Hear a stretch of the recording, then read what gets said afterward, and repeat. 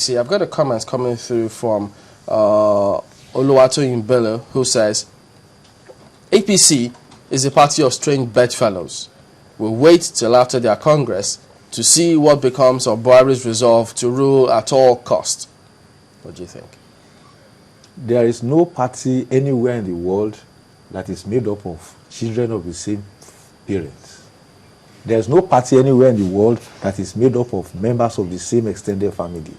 Every political party, every organization anywhere in the world is naturally made up of people from different backgrounds. So if somebody says the APC is a party of strange bedfellows, it cannot be the bedfellows cannot be stranger to one another than the members of the PDP. But what we are saying is that the APC symbolizes a decision to move Nigeria forward. People should wait and see the miracles, see the wonders. You know, really, Nigerians can't wait to see wonders and miracles from the APC. And it's good that you're here. But talking about strange bedfellows, perhaps you should also comment on this that we have read in the papers and also seen in some other footages. I'll give you a quote. This is my press conference. If anyone wants to talk about his presidential ambition, he should call a press conference in his house to announce same. End of quote. And so this incident happened at a press conference held in Abuja by the party. And General Muhammad Buhari was asked the question about his ambition leading up to the 2015 elections. And your party chairman, BC Akonde, stopped him in his track and said those statements that this is my press conference. If he wants to say anything about his ambition, he should call a press conference in his house. So when people say strange bedfellows, doesn't this portray a division already in the ranks of the APC? No. You have read that statement out of context. Oh, it was a friendly comment then? It was not friendly, it was not hostile. Now, the issue is you need to caution pressmen when they were invited to a press conference where this manifesto was to be launched. It was not a place, not an appropriate place to ask General Buhari or any other person for his ambition. Because if the chairman, the national chairman, Chief BC Akonde, had not stopped him from answering the question, other presidential aspirants or would-be aspirants would take it up and accuse him of unduly promoting one person at the expense of... Are you assuming that he was going to say, yes, I will contest? Even if he was going to say no, the point is that was not an occasion for General Buhari to make a declaration about his political ambition. Was he going to make any declaration with that question? With that question, of course. He was going to make a declaration that he will contest? Whatever he said will be tantamount to a declaration. You can trust Nigerians. But there would have there would have been a better way to stop all of that. It could have come with a smile. Hey, gentlemen of the press, come on. We're just bringing our manifesto. Well, the time will come when the general will speak with you. Not such. Don't you believe? Well, I'm sure as we're saying this now, Chief BC Akonde will be hearing you, and that's an advice. Because when we talk about all of this and people who really love the APC, they get to hear all of that. Already they're commenting on it, and but then before you read lines behind that comment, what did you see as General Buhari's reaction? Did he show any signs of discontent? If he did not show any signs of discontent, looks deceptive, we're told. It is said that looks are deceptive. No, I don't think we should take issues like that up to that level of saying. I'm saying this because people definitely you're trying to win over a whole lot of people. Yes. And that's not the best time for anyone to spew such comments in the public. Because this manifesto that was released on that day that you're holding, there's a particular issue there that we would also want to look at. Let's talk about that. Yes, on that day, it was also said that your party, the APC, would give Nigerians what they've always wanted, electricity. Sure. And the promise by your party is to give us 40,000 megawatts. How do you hope to achieve that? Years. It's a program thing. 40,000 megawatts in 8 years. That is, if assuming the PDP government continues the way it is going and hands over 4,500 megawatts to us by the time we take over in 2015, there's going to be where the manifesto does not say Nigerians will wake up overnight and see 40,000 megawatts. it's going to be programmed. One, we will make sure that whatever is handed over to us, we do not go below it, and then we build up on it.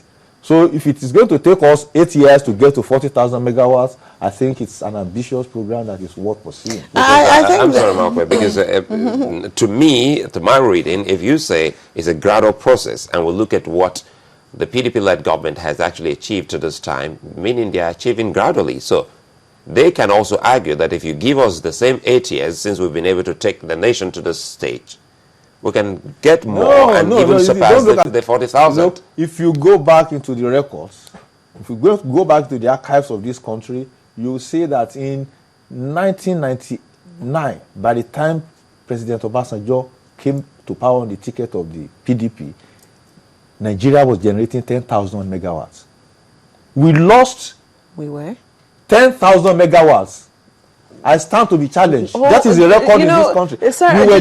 Nigeria was generating 10,000 megawatts. It was PDP, no, let me finish, please. It was PDP government that drew the thing down to at a point about 1,500 megawatts, and then they are just slow pacing like a snail to try to build it up again. But we are saying that this country has had capacity installed and was generating 10,000 megawatts. So question of getting back to the 10,000 should not be a problem. You know, let us put things in context in the sense that we all know that generation and distribution are two different kettles of fish. Yes. I mean, we've also seen situations where we've risen to as much, a little over 4,000 megawatts, and we've been told that, you know, the equipment to even carry these things, the transmission equipment, most of them fail in the process. But, you know, you're saying something here now about, you know, going down. You make sure that you don't go down what is handed over to you and make sure you build on it. I don't think you've been listening to the current Minister of Power, you know, who's been talking about vandals, who's been talking about people who are saboteurs, who just want to, you know, vandalize. I mean, I'm sure you're aware of this kind of people who vandalize equipment. How are you going to be safeguarding equipment against those types of people? Now, if the country has been talking about generation and distribution problems without attendant program to contain vandals, that is a lapse on the part of the government. Vandals did not wake up overnight into this country. Vandalization of PHCN equipment had been as long as Nigeria's Let's take a very simple example. So look, it is not now. It is wrong to draw attention to vandalization as being responsible of one of the causes. That cause has been there, and he has just started talking about it. So which government is the PDP that has been in power for the past 12 years plus that has not done anything about vandalization? Just a moment, you know, we know that the state governments have also been involved in buying transformers, you know, for areas that that don't have. They're involved in electrification projects, rural electrification and so on. But they also know that they've experienced the problems of vandals. I mean, that's even at the state level where people come and cart away, you know, vital parts of a transformer, for instance. What are state governments doing to even protect common transformers around their own states? When transformers, major equipment at the federal level. When transformers are purchased by the state governments, they are installed by NEPA and handed over to NEPA. So the problem of vandalization can no longer belong. The man to contain vandalization is no longer the man who bought and supplied it free of charge, but the person to whom it was handed over. You are only highlighting the problem of PHCN and the federal government. The state governments wash their hands off completely. You know, of course, you cannot police what you have already given to somebody. It's not possible. Okay. Let me read this comment to you. It's coming from somebody who's watching, and he says here, that's Bode. What have you been doing to curb different corruption allegations leveled against your party, especially the one from Yinka Odomaki? Well, I want to. You want me to react because that is not the purpose of bringing me on this. No, he's watching. He's watching. So he says there's no difference between your party and that of the ruling party. one is just at the center, the other is not. He says, where there's corruption there, there's corruption here. And he says, if Yinka Odomaki has issues about corruption in government, he has access to EFCC, he has access to ICPC. I think he should just report to those institutions or report to the police at worst. So that those are the 3 organizations legally and constitutionally empowered to handle such cases. I will not want to sit here and be commenting on allegations that I only read on the pages of newspapers without seeing the facts. But it's the same kind but of allegations. Is an educated and enlightened Nigerian who knows where to put such petitions. At first, the people fear that, you know, there have been, as it accusations also in terms of internal democracy within your party, and they're already afraid that they're already seeing signs that, you know, it's just going to be business as usual even into the APC, that the signs of internal democracy might be absent from the APC as well. What's your take on that? The question you have put is answered by this manifesto.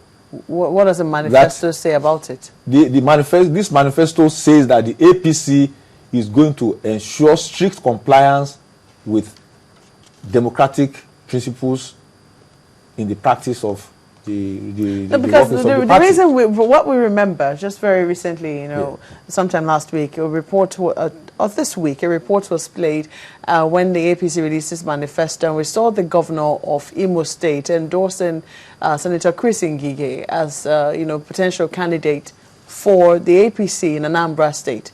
And we're wondering, have you conducted primaries already in Anambra State, or is No, we have not conducted primaries, and I think I want to believe Governor Rochas Okorocha, to whom that statement was ascribed, spoke his own mind. He couldn't have gotten up to say that the APC has endorsed. The endorsement of candidates is not in this constitution. Buhari wasn't allowed to speak his own mind. Who? Buhari wasn't allowed to speak his own mind about that question. Well, I don't know whether a question was put to Rochas Okorocha, but Okorocha was not expected to address the press. But so if we had opportunity to snip something out, snip something out and hold his hand and hold him up and say, this is the candidate for Anambra State. As you and I are sitting here, if I hold up your hand and say this is our candidate for AYZ party, does that mean that the rank and file of the party supports me announcing you as my candidate or our candidate? Wait for the time of endorsement, and you see that the APC means business about internal democracy. Funsho Logunde, member of APC, thank you for coming on this morning. Okay, thank you.